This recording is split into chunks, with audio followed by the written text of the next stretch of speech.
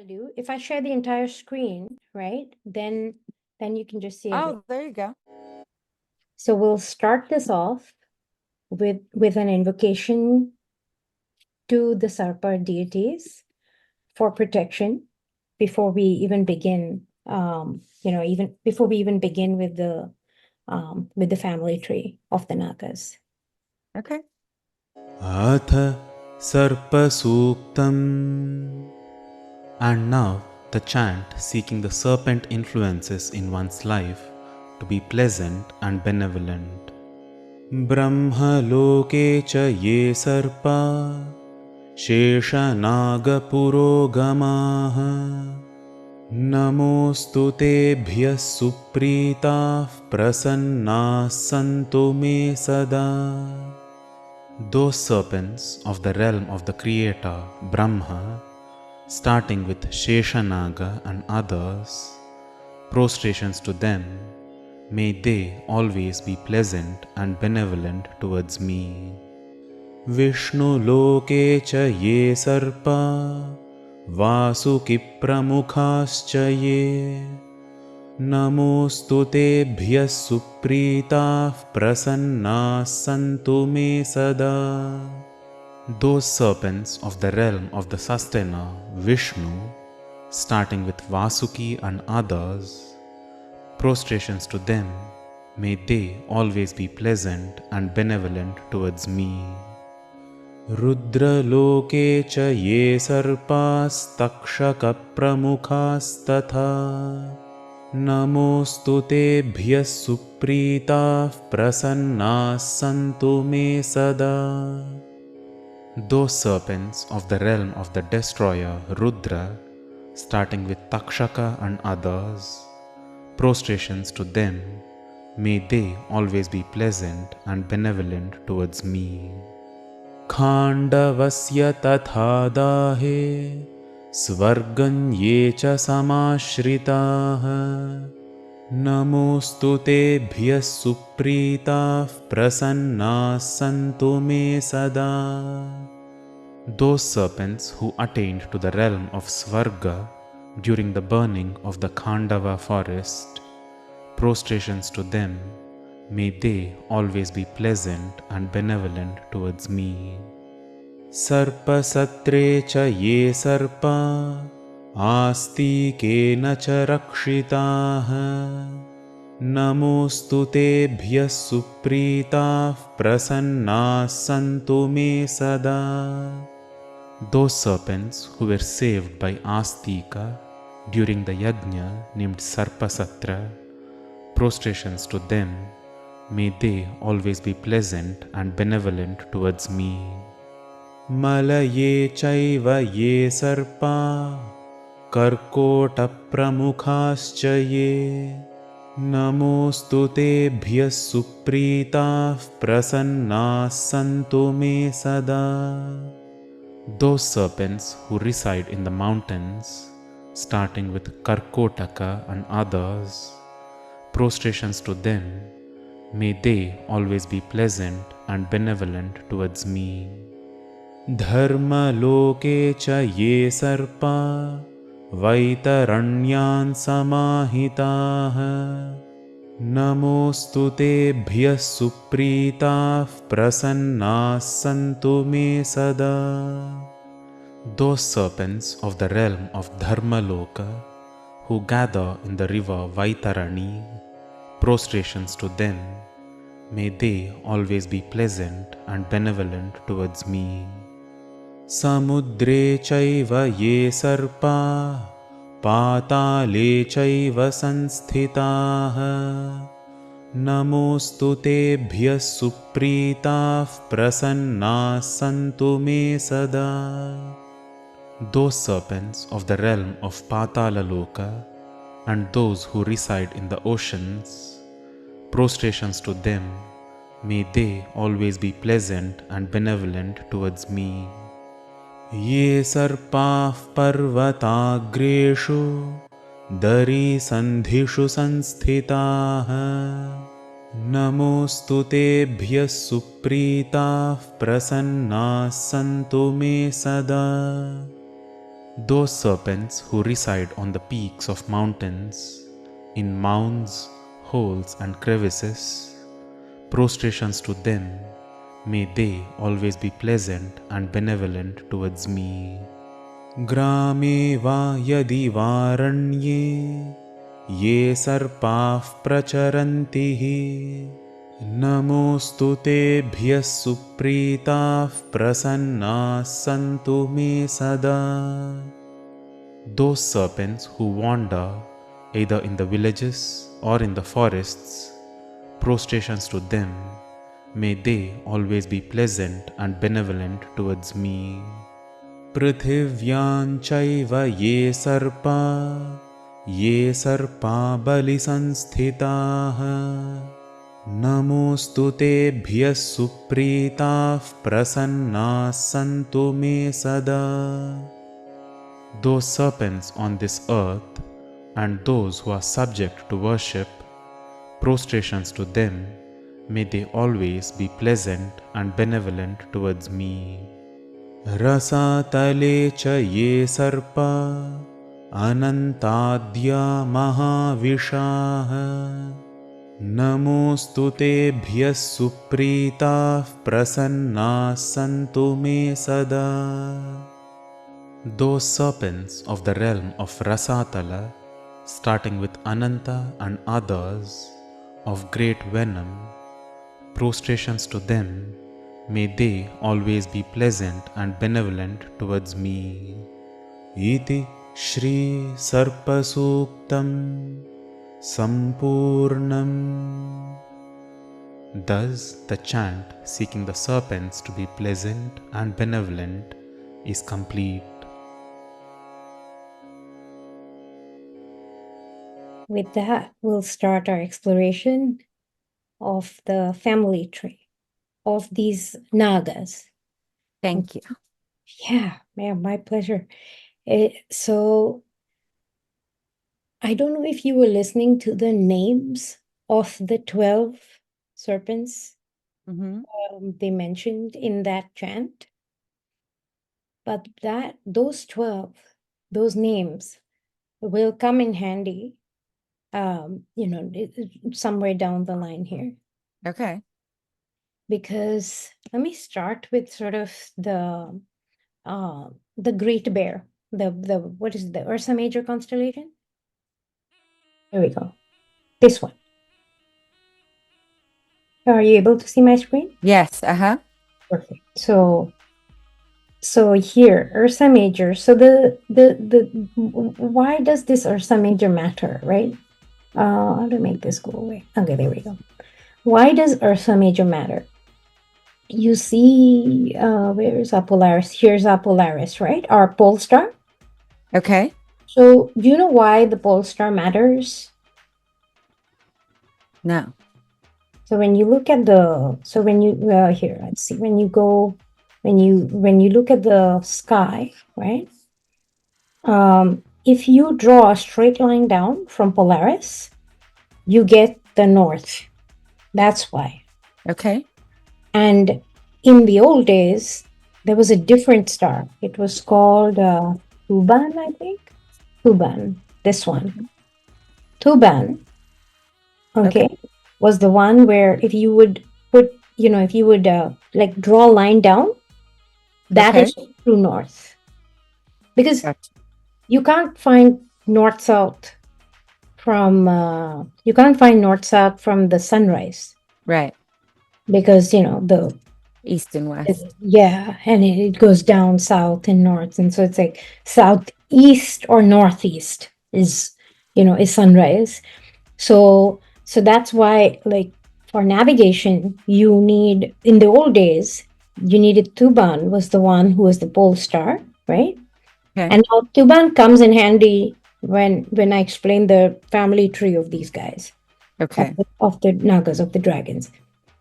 And but nowadays it's Polaris, and I reckon at some point in the future it'll be Vega. And there's a which means, imagine this is going to be the new tilt, right? Where it's like northeast. It was northwest. Okay. Now it's sort of north here. But you see, even this one is it's sort of inclining northeast, isn't it? Yes. Think about it. But then someday it'll be like here. And I think that's just sort of the wobble where it'll keep going, like this. And and this is why, by the way, I was suggesting Gemini Brett, because he's very he calls himself an astrolonaut instead of an astrologer, and it's true, because and he's a very good astronaut, because he's all about like the actual stars. And Gotcha. there's another channel. I'll text you the link, where they talk about they do talk about this theory about Vega being the next pole star. They say in a few hundreds of years or so. I think it may come sooner, but Okay. I'm not the professional in this run. So, Okay. I think those guys are like actual astronauts. So, but okay, coming back to, let's go to the past. Okay, let's go to Tuban. Why does Okay. Tuban matter? Okay, let's look at what constellation Tuban is near. Any guesses? The This Tuban Great Bear? Is it the Great Bear? No, take another No. guess. It's related to the topic. Well, you can see Orion Yes, where's Orion? right here. Well, I can't show you with my, Oh, but yeah. it's right that you can see it right next to it. Which one? This one? Mm-hmm. No, this is the Great Bear. Or the Big Dipper. The Sorry. yeah. And the Big Dipper is the Great Bear, or Ursa Major, Right. right? But wait, where am I? Why is this? What is this? What is this showing? Oh no, I got hooked up onto a Starlink. What the heck? Wait. No, I'm gonna show you. I can't move the screen. Okay. That's a bummer. I wish we could be co-hosts. Mm-hmm. Draco. Oh, look at Yeah. okay. So the Draco constellation. The old snakes were Draco, the stars in the sky, or not the stars, the dragons in the sky. The dragon in the sky, I think. So the Draco constellation, and where's our Tuban here? Tuban is somewhere. Yeah, Tuban, the tail of the dragon. You see that? Yes. Okay, so here I've highlighted on Tuban, and now I'm just going to do Draco, and you see. So that used to be the old pole star, right? Dragons in the sky, serpents in the sky. Keep that in mind, okay? Okay. And now let's go to the Big Dipper.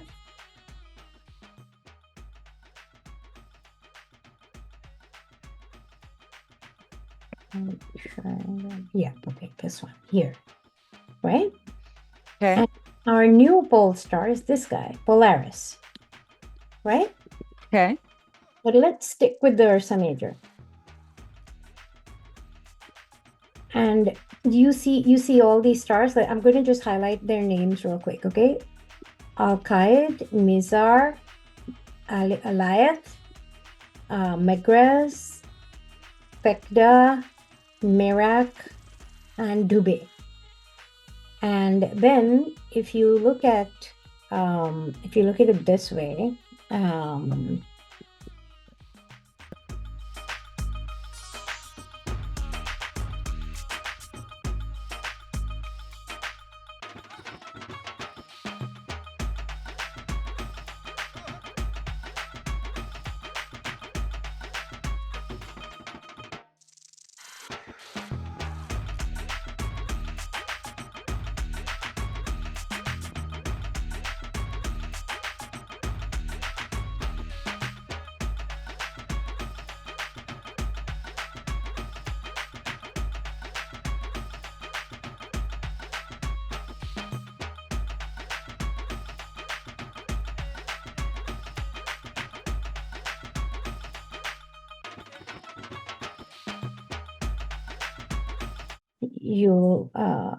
you'll see, look at the feet here.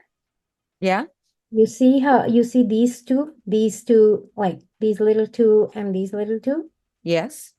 these two also matter, this Iota Ursae and Kappa Ursae, and then Tanya Borealis and this one, right? Okay.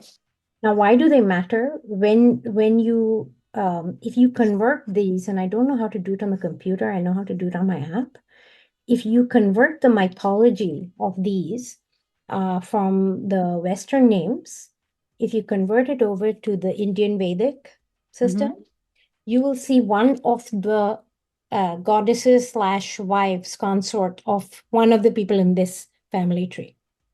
And that's why yeah, so that gets very interesting very fast. So I'll keep this one open and online while we go Okay. to this one, okay? So Ursa Major, these are the stars, right? Now, Yeah.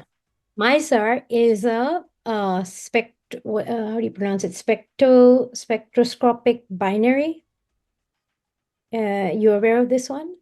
No. So it's a binary star. You know, it just like actually let's pull it up. I'll show you. Alcor? Yeah. Oh no. Let's just go myself and then show you that one. Oh yeah, I see double or multiple star. Oh, come on. Here. Okay.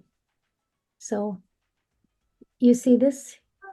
You see this number 80 here? Yes. So it's like a partner star there, Okay. you know, and this matters in terms of the mythology and the story behind these, okay? Okay. So, these 7, but this one has a pair, right? Okay. Now, in Vedic astrology, this particular constellation, the Ursa Major, is called the Sapta Rishi Mandala, which is the Sapta means 7, Rishis is sages. So it's the 7 sages, basically. And these 7 sages, these are the names: Marichi, Vashishta, Angiras, Atri, Pulastya, Pulaha, and Kratu. Now, do you remember the whole thing? I think maybe when Rick was talking about um, the Pleiades and the 6 sisters, the 7 sisters. You remember that whole thing? I don't know. Were Maybe. you in class that time? No, I might have not been. Okay, let me pull up this one now then. Pleiades.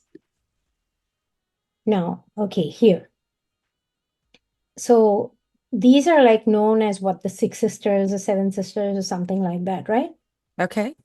Now, again, in Vedic astrology and well in the Vedas too, there's a story of how the god of or the deity of this particular star system or nakshatra like was very interested in all of them.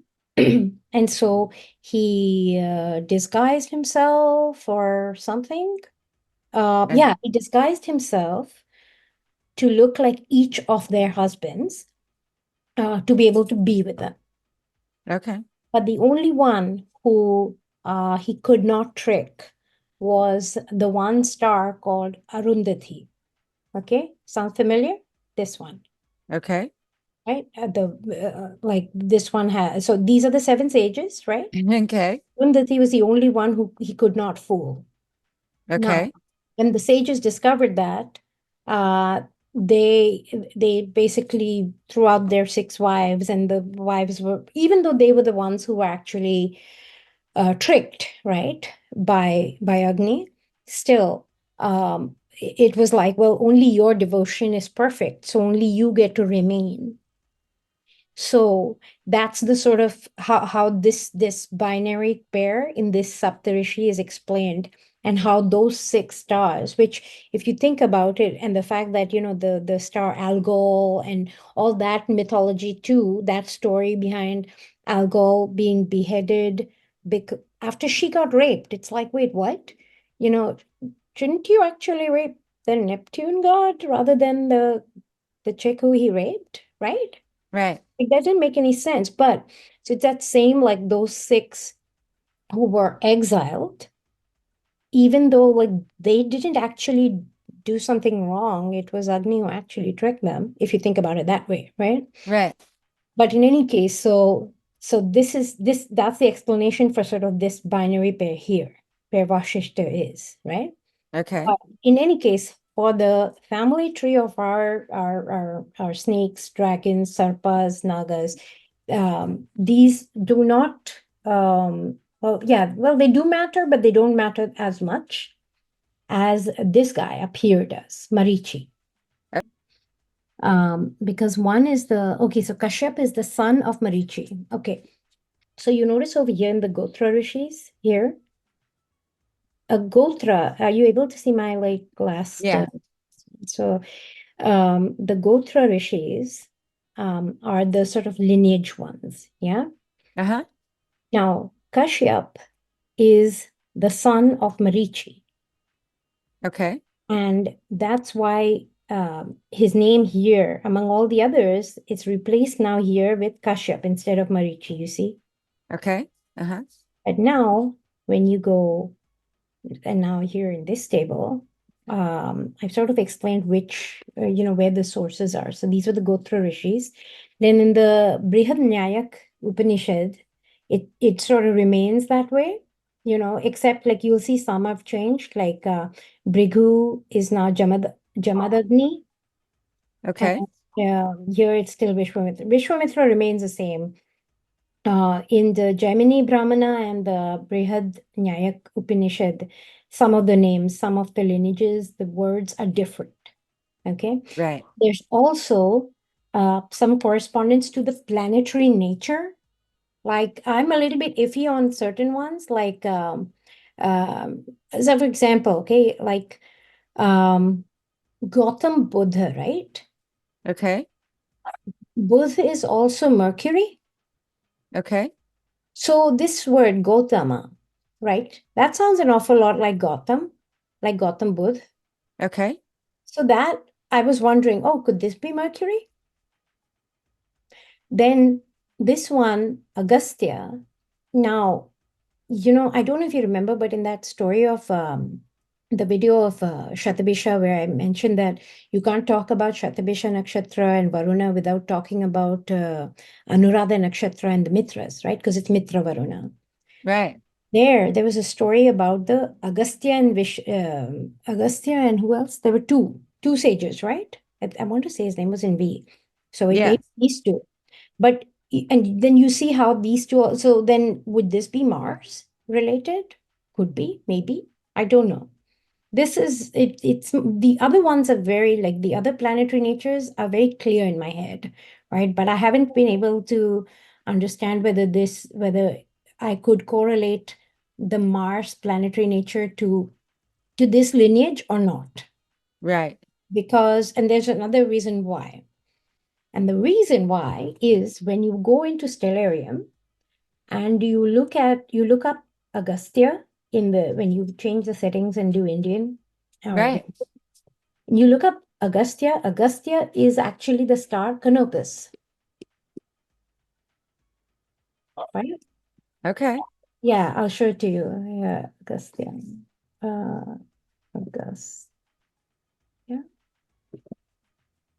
No, doesn't even.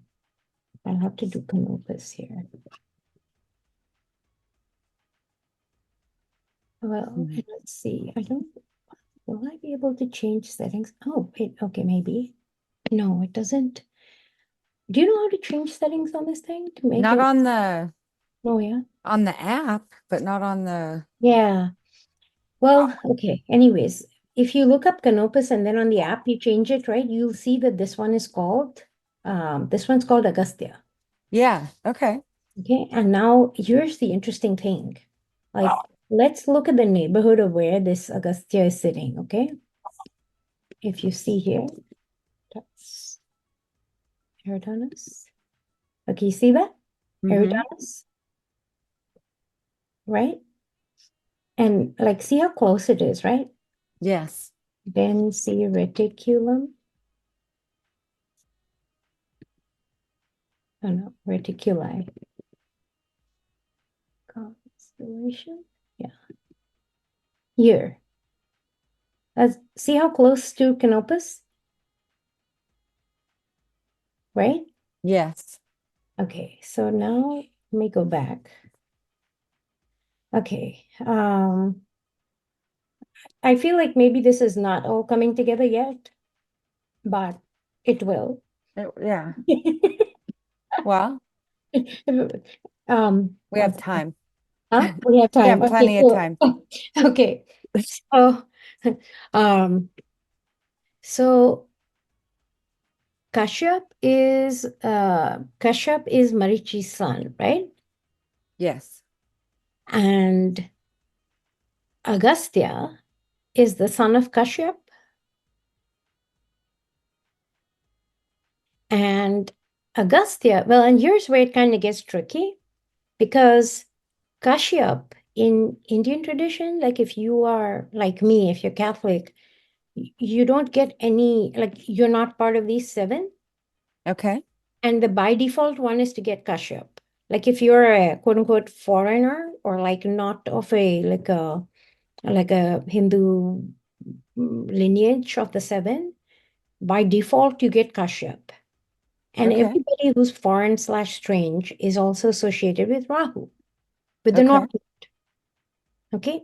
So this is where I wonder about this Mars and Rahu thing.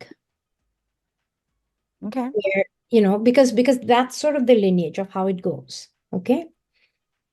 So now I'm going to take you to who Kashyap is. This is Kashyap. I got this picture from the web. Okay. This guy. Okay. Uh, he's Rishi Kashyap. And the legend is that he has 13 wives. Okay. And you look at all the creatures in their like womb, so to speak. You Okay. see, she's got lizards, this one got fish, this one got snakes, this one's got trees and plants and stuff. This one, Horses, yeah, yeah. And birds, yeah. And butterflies, butterflies. Yeah. Snakes. snakes right there. Yeah. What's this? Greenery, like trees. Yeah. And like a pond or something. Yeah. And Eagles and monkeys. Are those yeah, eagles? yeah, looks like it. Okay. Eagles, Okay. owls, all kind of like big birds. Yeah. Yeah. So he has 13 wives who are all, by the way, the daughter of they are the daughter of King Daksha. And Okay. Daksha is, so I like to go into sort of the meaning of the word.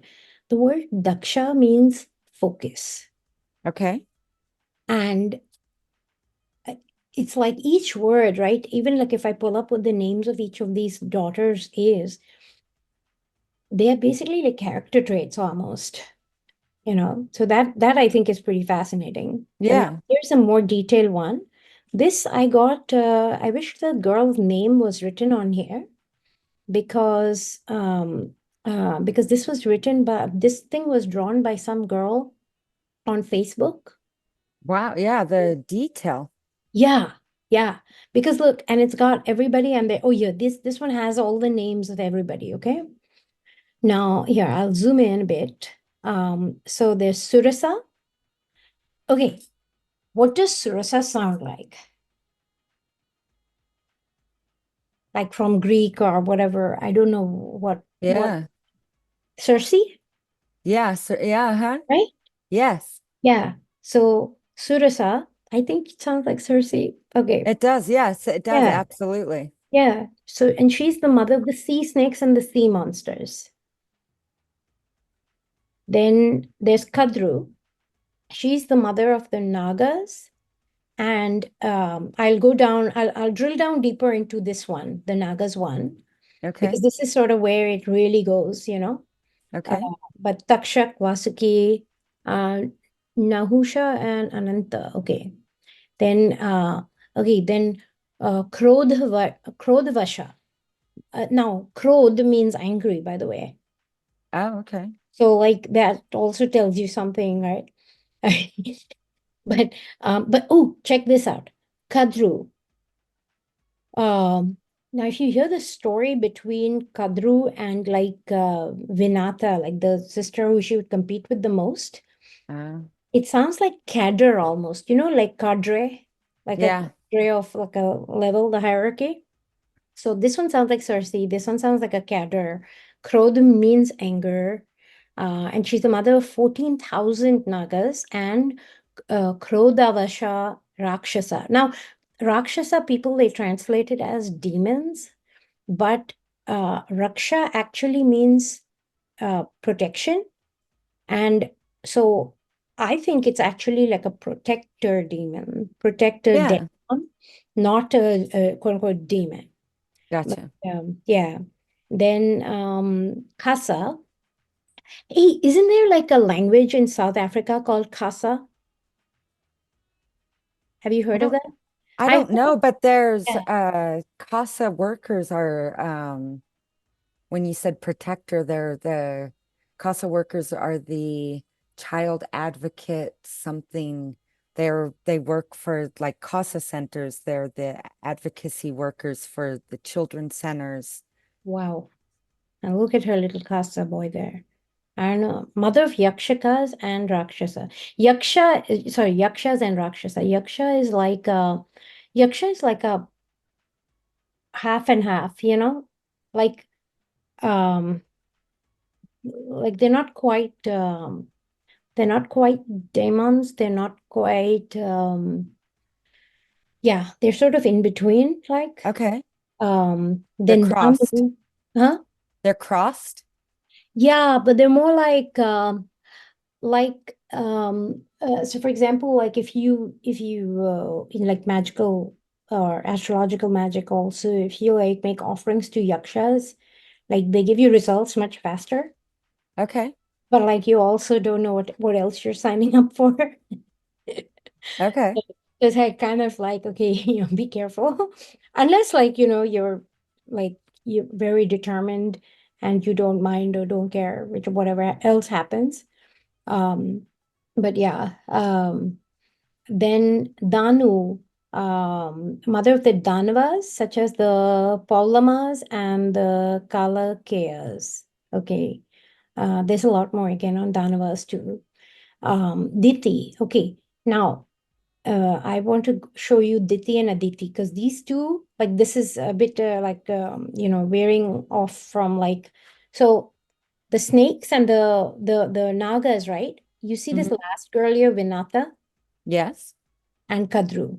The main thing, the main theme and the story is between these two, Kadru and Vinata. Okay. But there's also like here, this one, Diti and Aditi. Again, like if you look at the names, right?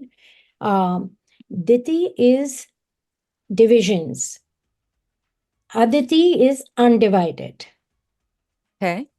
So this is sort of where they are like in opposition because she is the mother of the, you could say divided ones or differentiated ones. And Aditi is the mother of the undivided ones. Now, primarily she's the mother of the 12 solar Adityas, right? But if you think about it, the sunlight is the sunlight. Sure, the sunlight may be different in January than it is in July. But if you think about it just philosophically, they're still undivided, right? Because Right. they're not divided. And Diti are divided because, see, she's the mother of the Daityas, such as the Hiranyakashipu and the Maruts. The Maruts are the winds, right? The winds are very different. Like a tornado is different from a typhoon, is different from a cyclone, is different from like a tropical hurricane, something, they're Yeah. more differentiated. And so many people like to say that, oh, like Diti is the bad one because she's divisive, and this one is a good one because she's undivided. But I'm not so sure whether putting such good bad labels is fair because certain natural forces have to be divisive Right. and Sure. certain don't. Like sun is the sun. I mean, sure, it's different, but not really. Or like, it's still the sun. Right. Bioindividuality. You have to Yeah. Yeah. discern. Discernment might be important in certain situations. Exactly. Exactly. And then Arishta, she's the mother of the Gandharvas. So the Yakshas, the Gandharvas, they all kind of go together. Again, like super powerful beings, these guys. Um, And then Muni, she's the mother for the Apsaras. Now, the Apsaras also, they kind of badly translated as like the celestial nymphs, or like, like these so-called like seductive beings or whatever. Okay. But they are far more than that. Again, like the geishas say, people may say, oh, like the geishas are not actually the hookers in Japan, they are more like they are meant to like be extremely charming and uh engaging, also mentally engaging also, to their patron, right? Or to like the person who they are supporting. They're not just some dumb bimbo things, right? Right. Yeah. So yeah, so Muni is the mother of the Apsaras. Tamara is a mother to 6 daughters who were mothers to owls, crows, horses, camels, donkeys, fowls, eagles, and vultures. Here, Tamara. Wow. And yeah, Surabhi is the mother to cows and buffaloes only. That interesting. Ila is the Yeah. mother to, sorry, go ahead. No, it's just interesting how the mother did so many things and the other one's just cows and buffaloes. Right. Yeah. It's like, yeah, it's like, well, and it gets more fun because, like, to that point, right? Like, one has only like a few, one has more. There's like no differentiation between, like, some have many, some have few, right? It almost doesn't matter, like Yeah. the number of creations. Um, Ila is the mother to the flora, the trees, the creepers, and the shrubs. And then finally, Vinata is the mother of just two, Garuda and Aruna. Now, this one story is very interesting and important because, like, just look how she only has the one guy here. Of course, they all have only one that they're showing, but here, this one matters. And why, I'll tell you. Because so the story was so there was a boon that was given to Kadru and to Vinata. And the boon was that, like, like you can have some excellent children. And Kadru wished for 1,000 snakes, 1,000 nagas, okay? And Vinatha wished for only two good children, two children who would be like excellent. But in waiting around, what happened was Vinatha became impatient and she began to nudge on one of the eggs because she was like, come on, come on, come on. It was like, I don't know, 1,000 years or something. And so she was getting impatient. And she broke that egg a little too soon. And so the other one, who was born, he was born, luckily, but because he was not allowed to like form, because she asked for two children who were extremely powerful, right? Right. So he would have been extremely powerful if he would have been allowed to differentiate and grow and crack open in his own time. But her forcing the matter, he was born, but not into his like full-on potential. He became the chariot driver. The chariot driver of whom, though? The chariot driver of the sun. So Oh, that's pretty powerful. that Nevertheless, is very fair. yeah, yeah. But still, only the quote unquote, only the chariot driver, right? Right. Yeah. As opposed to this guy, who became, who's the Garuda, it's like a very, very powerful bird. And by the way, in astrology or in astronomy, this one is represented as Aquila. Here, Aquila. Is Aquila? Am I spelling it wrong? Walter?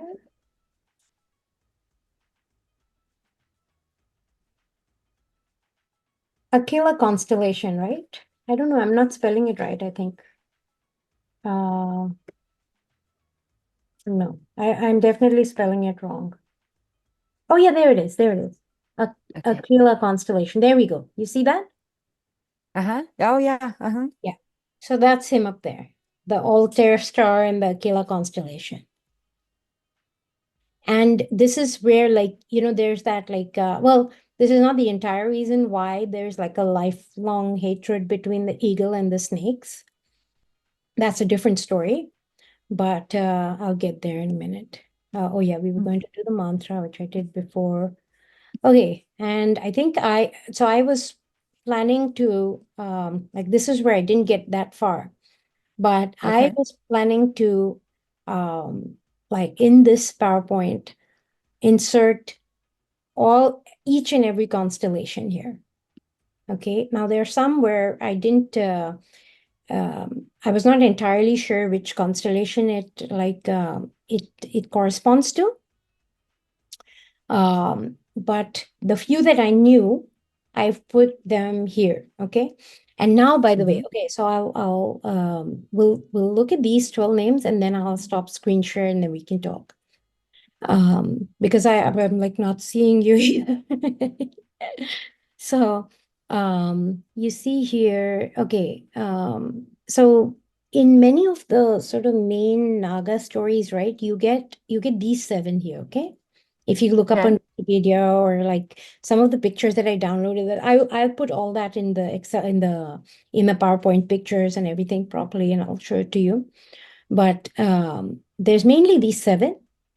But then you notice in that chant that we did in the beginning, Yeah. there were 12 names. Yes. So, and these are the 12. Sheshanag. What does Sheshanag mean? Sheshanag. So the word Shesha means like what is left over, what remains, Shesha. Okay. Okay. And so, but it's not like just what remains, it's almost like it's never ending. Okay. So it's usually, this one is referred to as Ananta Shesha. And Ananta means never ending, Shesha means remainder, like an eternal remainder, right? Okay.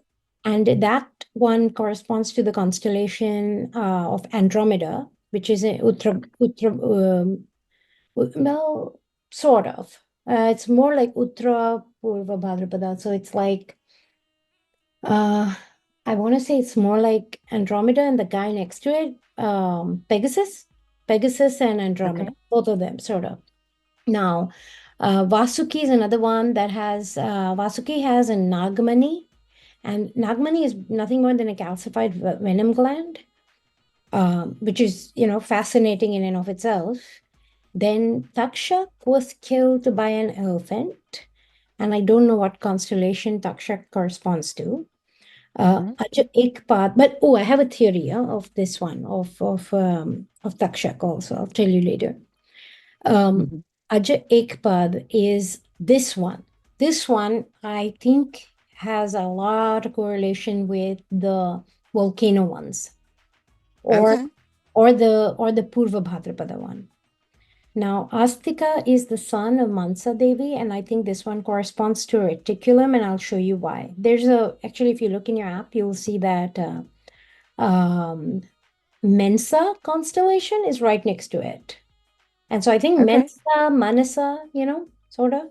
Now, Karkota, I think, has correspondence to Krakatoa, that volcano. You've heard of that one? No, Okay, well. but I'm gonna look it up. Yeah. Then these ones are the easy ones. Vaitrayani is river serpents, as it says in the chant, and that one is Eridanus. Ahir Budhinya corresponds to the Andromeda. Living in mountains and mounds, I wonder if it's Ritrasur and it's the old Draco. The wandering serpents, the Nagas, Hydra, are good old Australasia. Earthly snakes, Sarpas, the constellation of serpents. And this one, he says Ananta of Rasatala, where there's venom. Venom is not in sort of the Sanskrit and all, the word vish and venom and all is not necessarily like poison. It's more like Yeah. alchemy, chemicals kind of thing, And I wonder if that one corresponds to Ophiuchus. So, Interesting. yeah. You realize that in Yeah. Colorado, we only the rattlesnake, the Huh? cottonmouth rattlesnake, is the only did not know venomous that. snake in Colorado. I did not know that. Wow. It's just interesting when you Yeah. mention Yeah. the Okay. venom. Not this thing. But wait, can I see you? Can you see me? Yes. Okay, cool. Yeah. Are you able to see? Look. Yeah. Yeah. Okay. So You can. this is like the cosmology, right? Of the Hindu cosmology of the different lokas, right? The different sort of places. But and then there's this one. I don't know if you can see this. No, I guess I have to stop sharing and resharing all the time. Perfect. Yeah. Okay. Here, you see this? That the egg. So there's this thing called, and if you look at any of these, if you look at any of these, diagrams online of how it looks when the Earth is spinning around the sun and all the planets are going around, doesn't it show like it's going like this? Yes. And yeah, so they already, I guess, knew that. Now, where is I wanted to show you the Jewish version too, because like there's so many in every single cosmology, right? And they have in every single cosmology here, Cosmo map. Here we go. Look at this. In the Mayan one, in the Norse one, right? Everywhere it's depicted as the egg. You see that? Yeah. Yeah. And then, oh yeah, the Jewish one was very fun because where is the Jewish one? Let me see this one. Was it this? Oh, the Hebrew one. Well, okay, it's not here. But there was this one where it looked like there was a snake in the sky. And I felt like that jived perfectly with the fact that that there was Draco up there, right? Oh, yeah. Yeah. And so I like, what is this one? Oh yeah, this is Draco. This is Draco. This one's Hydra. Hydra is the Ashlesha one, right? If you think about it, so this is the Ashlesha one. Then I think somewhere here. Oh yeah. Let's see. Who is this one? Agastya and Kashyap is somewhere here also. Then Corvus is right here. And then see, this is interesting. You have the owl over here, and owl is also the bird of that galactic center constellation. That's really cool. Right? And these are like these ancient pictures, right? That like, how did they know? Because it's like, we arrogantly think that we're the only ones who discover stuff with our telescopes and everything. So oh yeah, okay. And this is Sheshnag, okay? This is Sheshnag. And this is an image of Lord Vishnu reclining on the Sheshnag. First of all, isn't it just beautiful? Yes. You need to paint. You need to do one of your paintings. Right? Yeah. Yeah. So here's an interesting thing, okay? Do you know what or who Vishnu is? No. He is the god of consciousness. Yes, he is the preserver. Like, in the three Murti, it's like the creator, the preserver, and the destroyer, right? He is the preserver. But if you think about just the word meaning in the name and the Vishnu being consciousness itself, then philosophically one might make the point that consciousness is what preserves us. I could see that. Yeah. And Vasuki this snake is known to well, Vasuki was sorry, I'm mixing up my snakes here. Vasuki was the bowstring for the other guy, for Lord Shiva, the destroyer. But this one, Ananta Shesha, he's known to recline on what is and what was and whatever will be, world without end, amen. Like, I think that is freaking fascinating also, you know? Yeah, Yeah. And then, extremely. right? Yeah. And then, oh yeah. This is why I've been meaning to put all these in the Excel too, because if you see them all, right? Here, now you have all your dragon children all together. Look at this. What constellations are these? Okay, so here's Hydra, right? Our good old Hydra. Ashlesha. Canis Minor, the little dog. Canis Major is somewhere above, I guess, right? Then let's see.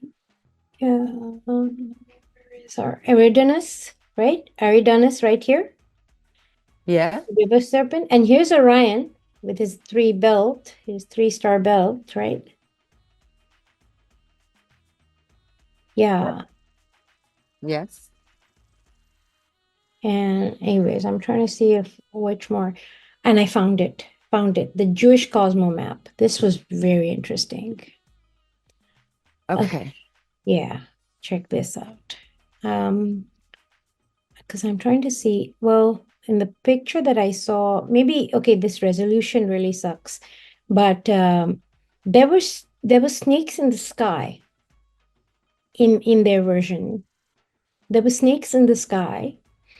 And I think this was fascinating because, again, like in the family tree of the dragons and all, so there's one mythology of oh, so by the way, Indra is, you know who, right? Indra is your Jeshta Nakshatra. What we've been talking about recently. You know, Yeah. one who exiled Varuna. That's this guy, okay? And Okay. apparently he used this thunderbolt type of weapon to kill Vritra, who was the dragon in the sky, right? Like the cumulonimbus cloud. And I wonder, okay, this is just my own hypothesis. I wonder if that guy, here, sorry. I wonder if this guy is this guy. Yeah, I wonder if this guy is this guy. A parallel to say that in him, quote unquote, defeating this guy, Right.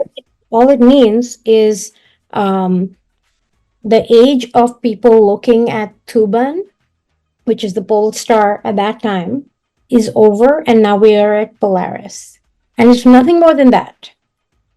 You know, but like, we people are so silly that we wouldn't get it if people just said it like that.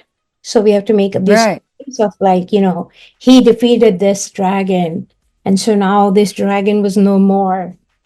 And then there were the 7 sages, right? And the 7 sages are these ones, and this is the lineage, and this is how it goes. I wonder. Yeah. So that's just conjecture on my part. Bless you. Thank you. Yeah. It should be very interesting. Right. Yeah. I wonder. So here, I'm going to stop recording.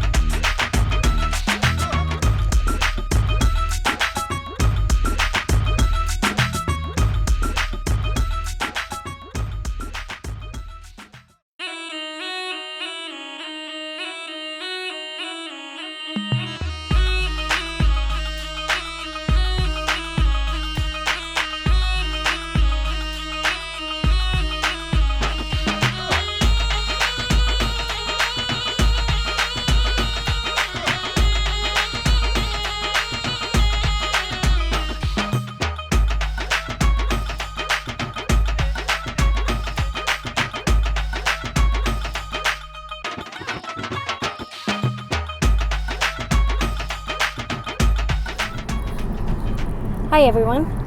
Today is Friday, August the 2nd, 2024.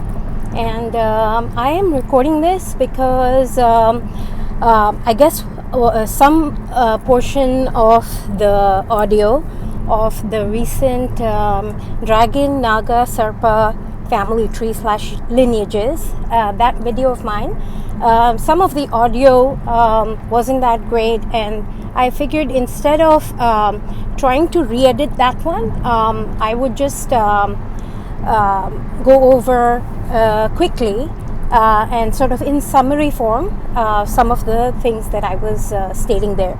So first of all, some preamble about why I made that video.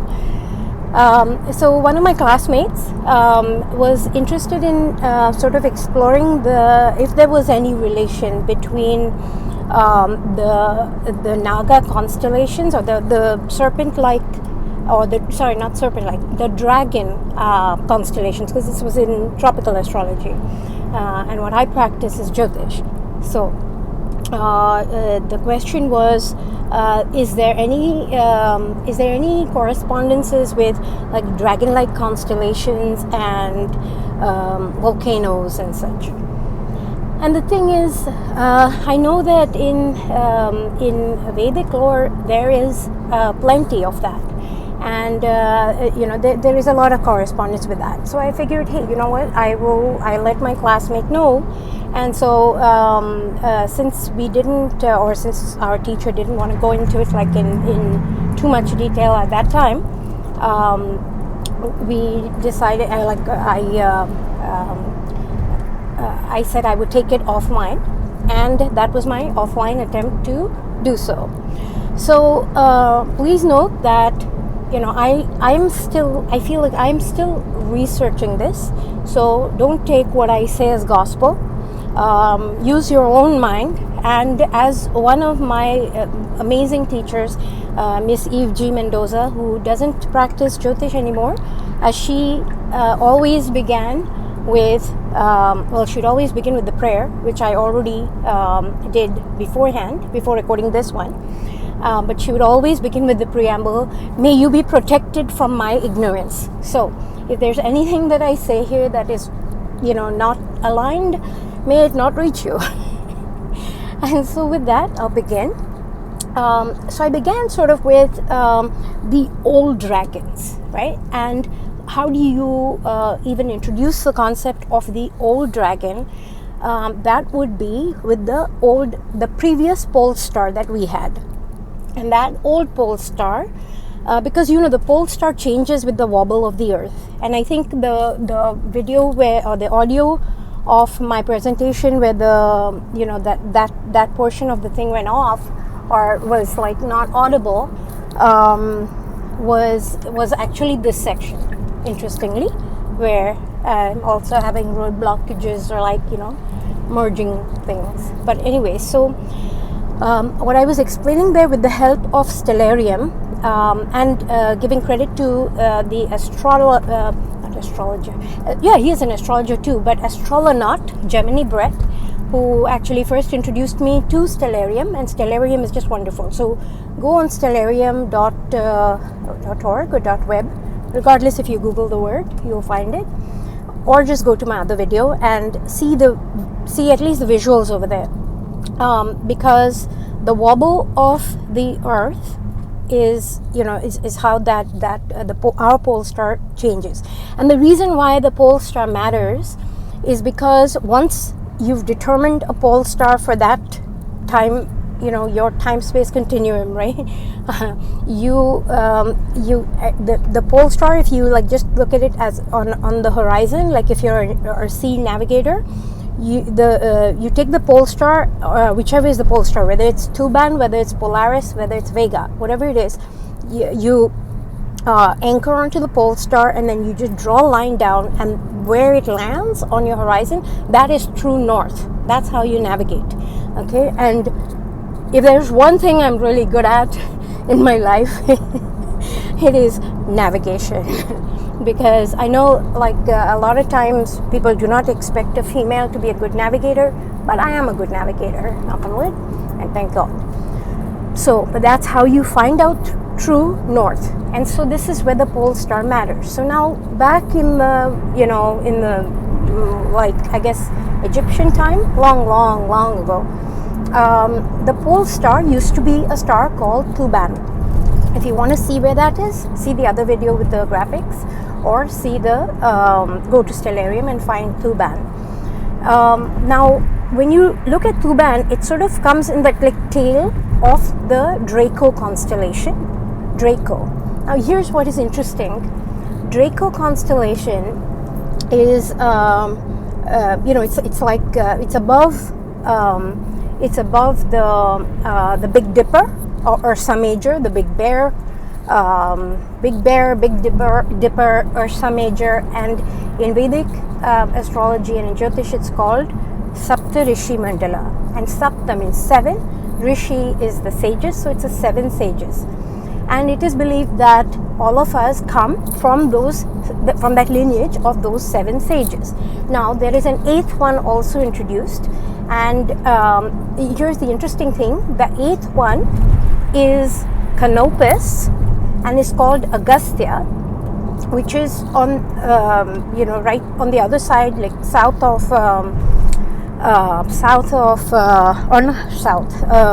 lower, I guess declination wise it's lower than what is that one called, lower than Hydra, okay, but in between, like above Eridanus, below Hydra, and well below the Regulus and the Magha constellation, Magha Nakshatra.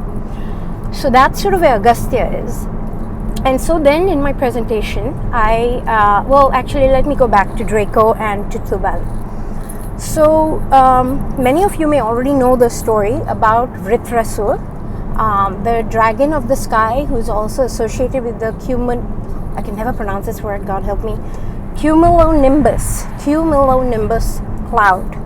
The one that collects the big dark gray cloud that collects all the rain.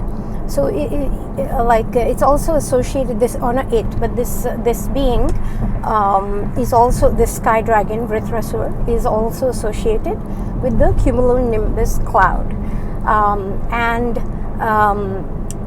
it is said that Indra, and that's a whole different story. Whenever I make the video of Chitra Nakshatra, and I explain to you the sort of how he got about, with the weapon of the thunderbolt and all that, I'll go into that whole story then.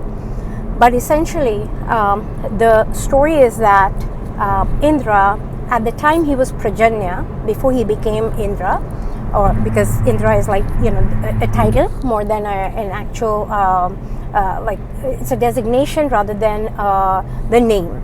So Prajanya freed the water goddess by slaying Vritrasur, the sky dragon, with his thunderbolt weapon that he made out of the backbone, the spine of sage Dadichi. Now, and the designing and all that was by the grandfather of Chitra, and then, I'll not go there now. In any case, so here's where this matters. I was hypothesizing in that video that I was where my classmate, my colleague, was asking me questions about this lore. I was going into how I wonder whether that story of Indra defeating Vritrasur is actually a metaphor to say that now the age of the Draco, where Tuban is our pole star, is finished. Now we have Polaris as our pole star, because Polaris is like a little bit above the Saptarishi Mandala, and then it was said that like we originate from the lineage of day 7/8 sages. I wonder about that. It's just a working hypothesis in my head at this point. So I was wondering about that, because so much is metaphor in these things. So much is actual scientific truths, like like the changing of the ages, right? Like we say, oh, in another 100 years or so we'll have the age of Aquarius. What does that actually mean, age of Aquarius? It means that the every 72 years our we change, like, or 1 degree, okay, the everything moves 1 degree by every 72 years. So if things change by 1 degree, then suppose you have 0 degrees of Aries, or the spring equinox in the zodiac of I can't say zodiac, because look, at some point the spring equinox used to be in Kritika Nakshatra. At some point the spring equinox changed to Ashwini Nakshatra. And I think that age of Aquarius will happen when the spring equinox changes to Shatabisha Nakshatra, which, by the way, if you I don't know if you listened to my video, a 3-part video of Shatabisha Nakshatra, but I spoke about this there also, because in the Catholic Church also, and I am Catholic, even there I'm a Catholic and I'm Indian, so whatever, this is not heresy. One is culture, one is religion, whatever. If people don't like that, just turn it off. Why are you wasting your time listening to me anyways? But anyways, otherwise hit like, share, subscribe and all that nonsense, but whatever. Okay, so the Catholic Church follows Ash Wednesday, 40 days, right? That Ash Wednesday date is an anchor around Mahashivratri time, and it's always, okay, granted it's a Wednesday, but that is always held, or the start of Lent is always held on a Wednesday before or after Mahashivratri. That doesn't change. So clearly the Roman Catholic Church knows something about the constellations, and I can say more about that, but I won't at the moment due to NDA. But anyway, so this thing, so I wonder if it is a metaphor, right? In the future, when Vega becomes a pole star, I wonder whether there'll be some future being where it'll be said that, oh, we all descended from these, from the pot of water, right? That's who we descended from, and there will be like a new, Christ consciousness of who our Savior is.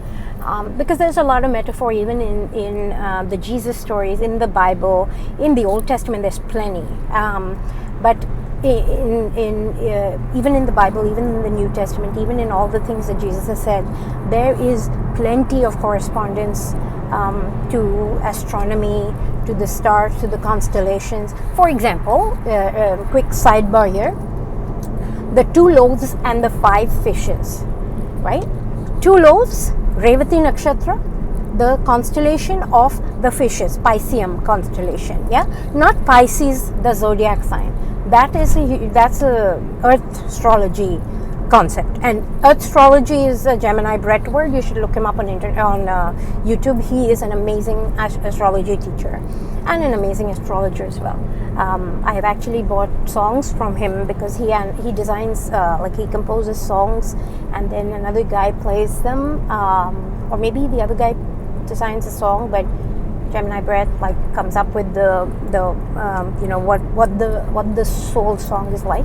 I've actually got those for my kids, and it's quite revelatory, especially since I love music. But anyways, went off on a tangent there. Where was I?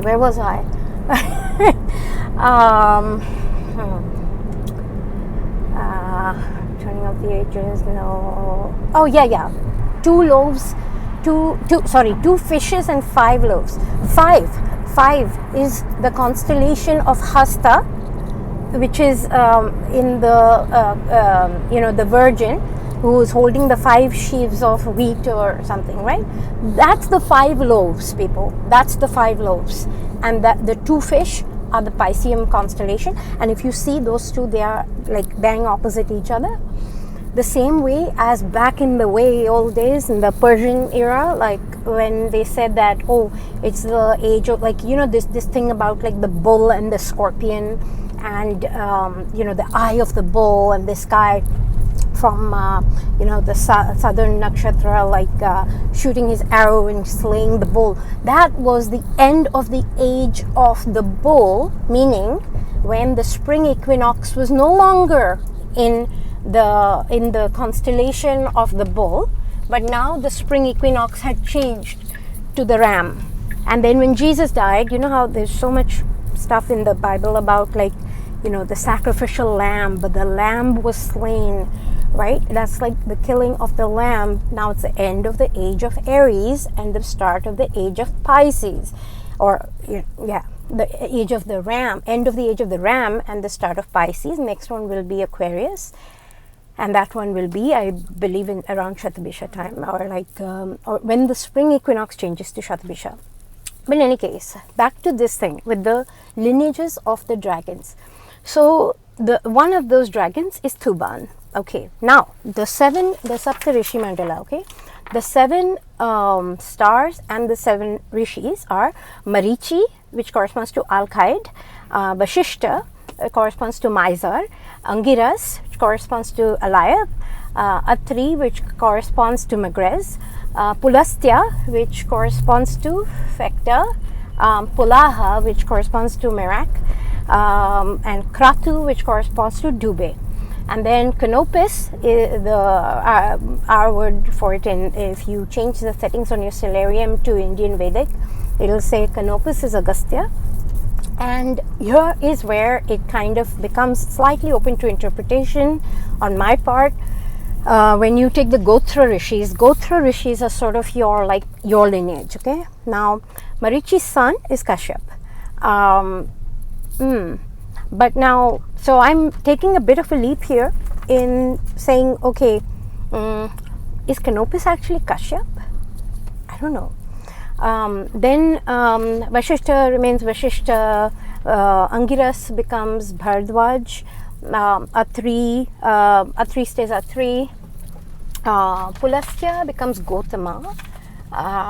And by the way, all of these have planetary alignments also, like, or rather planetary natures, like they're similar to certain like planets in the rishis have certain similarities to certain planets, and this it's interesting because there's some that I can see, like it's pretty direct, like for example Bhrigu and Venus, like that's pretty obvious. Vishwakarma and Sun, again, that's also obvious. But there are some where, oops, too close. There's some where I'm just not sure. So that is open to interpretation. So anyway, so Bhrigu's son is Jamadagni, and yeah, and the rest of the names remain the same. I printed this out because I knew I would not remember this, but here you go. These are the, do you see it? Okay, and pardon my nails, but whatever. You're not here for my nails, hopefully. You're here for the knowledge. Now, and if you want this visual properly in a PowerPoint form, you can also go to that other video that I recorded explaining this to my colleague, and you can take snapshots from there. So okay, now each of these planetary natures, yeah. Now I have flipped it a little bit, and I have hypothesized, because, oh, by the way, so according to the Brihadnyayaka Upanishad, and the Jaimaniya Brahmana, according to these two books, there is some difference between between the these lineages, and so I will show you that here, which is what prompted me to make that leap of saying, is Canopus really Agastya? Is Canopus Kashyap? And yeah, because Agastya does correspond quite a bit to Mars, and though you could argue both ways, because after all, isn't Mars, like Bhumi Putra Mars, so like, and we are all Bhumi Putra, so we are all, born of the earth, so that's what Bhumi Putra means. So yeah, and then I went into sort of the main snakes. Actually, wait, then I went into Rishi Kashyap and his 13 wives. And among his, so I think that part of the audio was pretty clear, because I went through each of the wives and sort of the species that originates from each wife, and then I focused in on Kadru and Vinata, because that's sort of where the main maybe clashes between the snakes, the sarpas, the nagas, and the dragons versus the birds, or primarily the one bird, Garuda. Though she did have 2 children, and I described the story there. So check that out if you feel like it. Okay, now in the big sort of main big snakes, there are 7.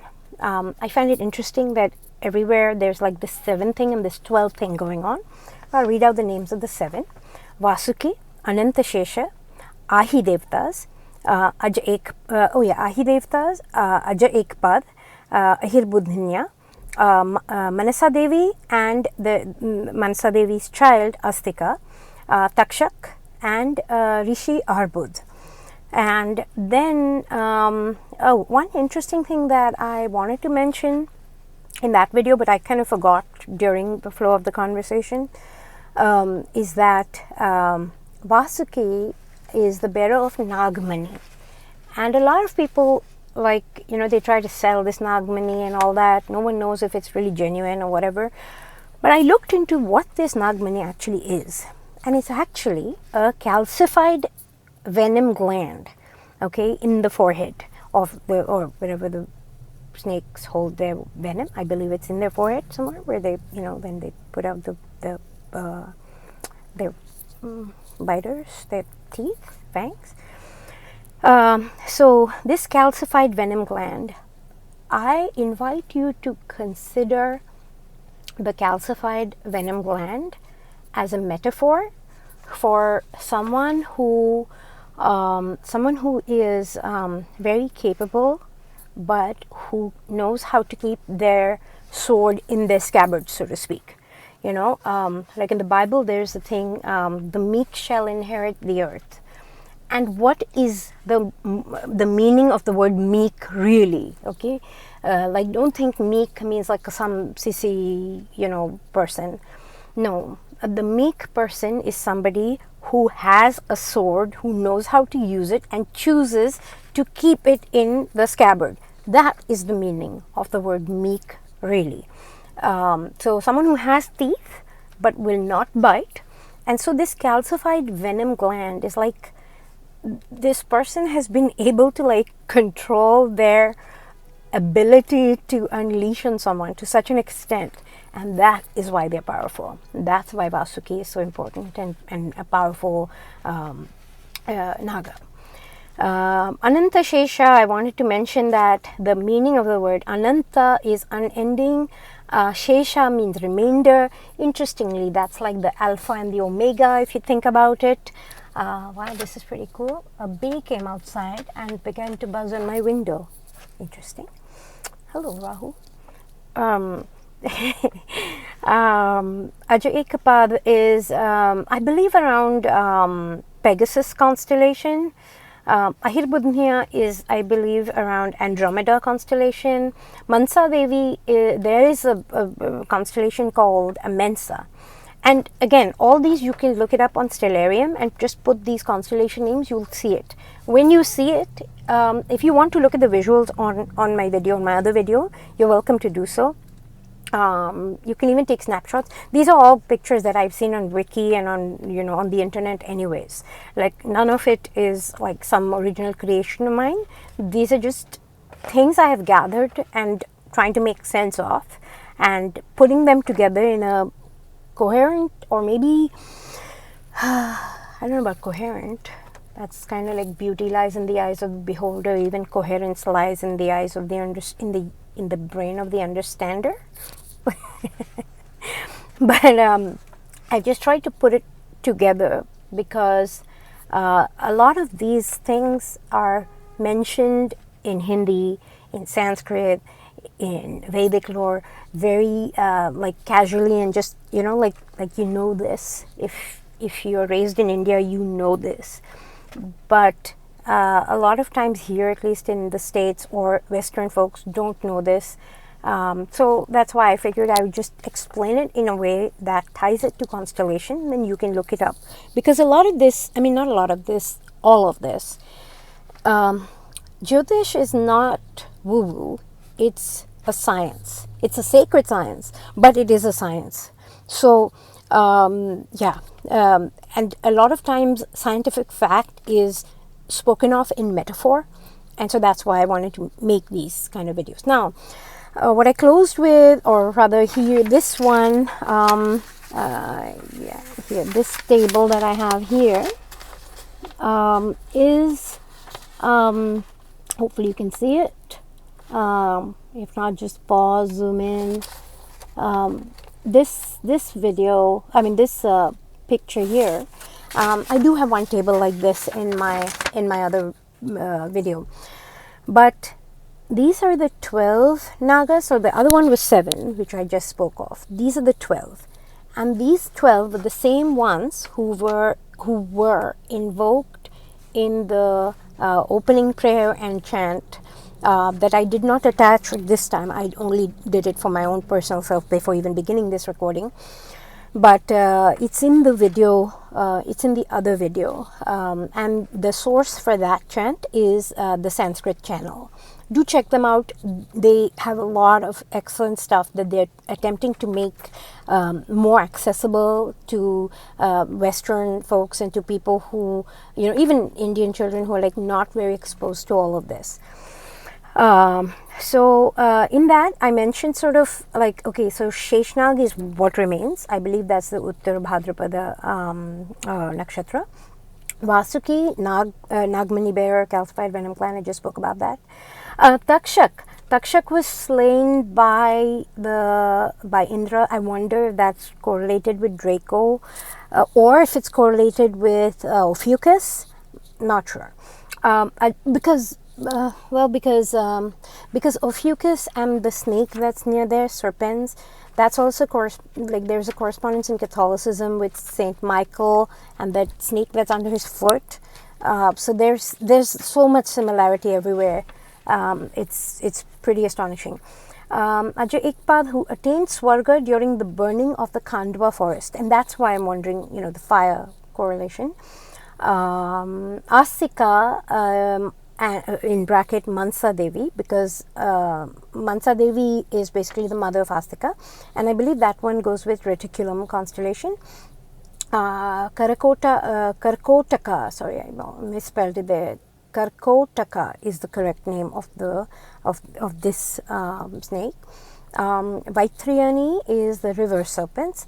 Hirbudnya is Samudra and Patala. Again, okay, that one also sounds like Andromeda or Pegasus. But now that I think about it, the Pegasus one, the story of Uchashrevas, the white horse that, the trickery story between Vinata and Kadru, and there's a white horse in there. And I wonder whether that is in fact the Pegasus constellation. So, obviously this is like a matter of open research, open interpretation that I'm contemplating. So, and then, okay, the serpents living in the mountains and mounds, etc. I was wondering who that might be, whether that would be Vritrasur. Actually, now that I think about it, I think, I don't know. Just you contemplate it. Wandering serpents, I wonder if that's Hydra, the Nagas, the earthly snakes, Sarpas, and the constellation of serpents. Ananta of Rasatala, I'm wondering if that's Nirti, because venom, like in the Sanskrit Channel, he uses the word venom, but I think venom in the sort of Sanskrit concept, venom, vish, these words, they are associated more with alchemy and with like strong chemicals, not with poison, like not poison the way we think of it. I mean, of course, you know, you could take a strong chemical and get killed from it. That's different. That's poison. But necessarily in Sanskrit, that's not what they're talking about. And they also talk about like creations and creativity. And that was why I also wondered, well, is that one of weakness? So anyway, so these are just my my sort of working hypothesis and research so far. And I thought I'll make this one so that whoever of you had had any issues with the audio of the other one can supplement your understanding with this one. Okay, thanks so much. Take care. Have a nice day, and have a good weekend, because this coming weekend the new moon is in Ashlesha, the Nagas. So go Nagas. But oh, and also I think it's interesting / ironic or whatever that I'm recording this sort of re-record / fixing the other one on today, Friday, August the 2nd, on a Punarvasu day, because Punarvasu is known to be like for repeating things, or for repeating things you didn't get right the first time, or if you do anything new, you'll be repeating it again and again. So yeah, so I hope this was useful, and take care. Bye.